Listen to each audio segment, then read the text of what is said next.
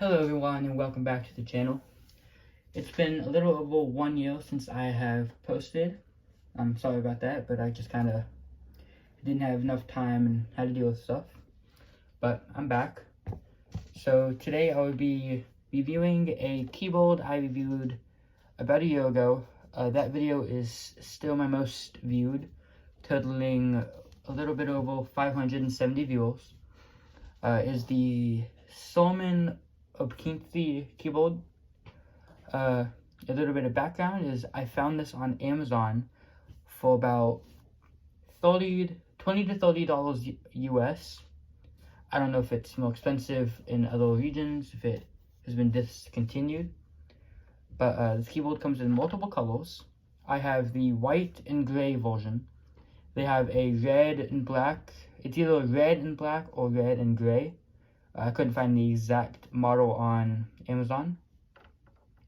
But it has two different switch types, tactile blues and smooth reds.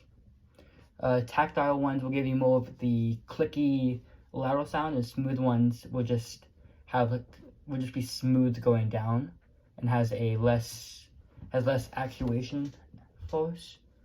This keyboard, while not hot swappable, so you can't change the switches unless you solder, but that's a big old task. It has a detachable USB-C. Right now I have a like $20 custom coiled one, but you can have any USB-C that you have.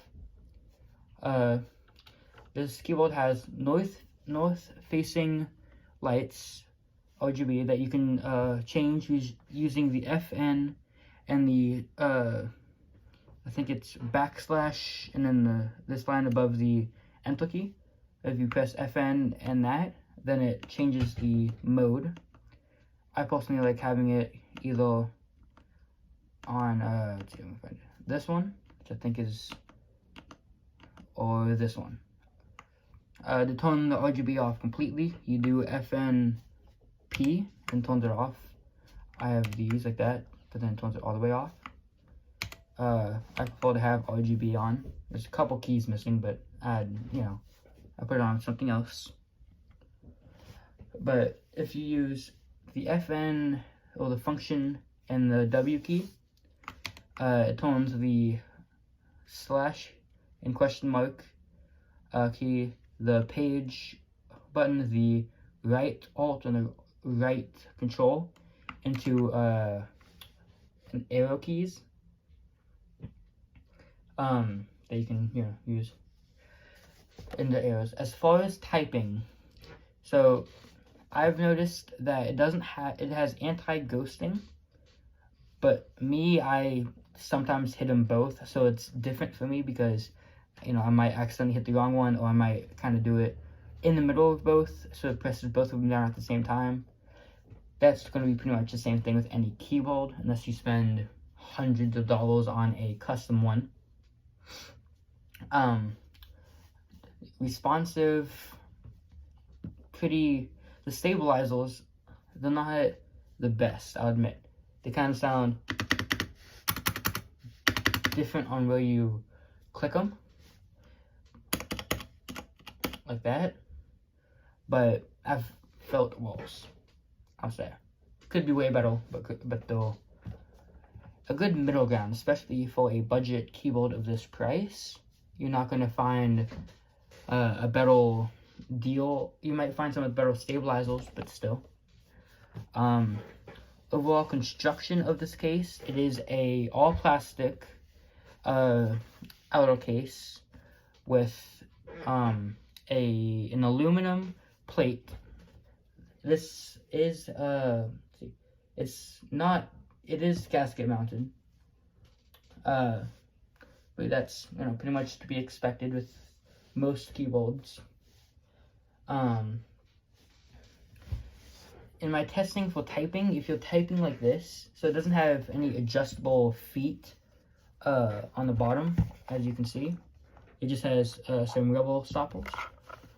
But what you can do, for me, whenever you're typing, it's kind of a bad angle, and so it doesn't feel normal.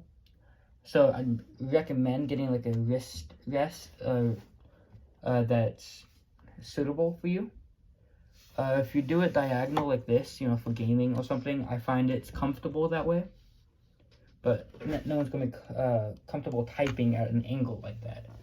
So that's why I think that it's pretty much the best for gaming. It is a 60% compact, so you're missing the number pad and the function keys. You can still use your function keys by using the function key and pressing the corresponding number. It has custom keycaps. It has, I believe, maybe 3 or 4. I'm using the Escape one, which has a red sun, and then this one, which has kind of like a wave on it, which I think is pretty decent. But overall, it's a pretty decent keyboard, especially at the price. Good for gaming.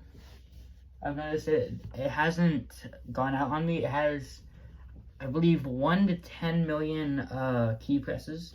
I don't remember the exact amount because, as I said, I couldn't find the exact posting. It's not a well-known brand. But overall, it's been an amazing keyboard for me. I play a lot of Fortnite and going competitive. So yeah, now we will do a quick little test of the sound.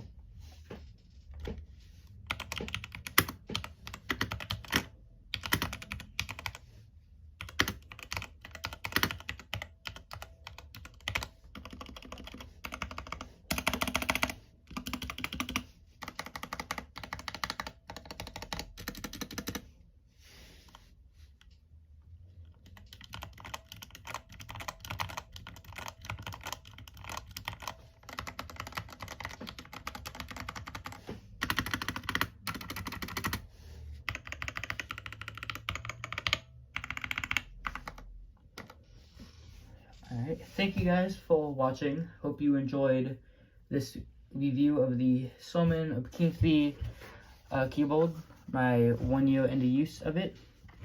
And once it dies, I will probably do another review on it at about how long it lasted for me. At some point in the near future, I will be getting a new keyboard, hopefully like a Corsair or Razer, Logitech, something. And yeah, so that's what we're going to be doing. That's all for today, and have a wonderful day.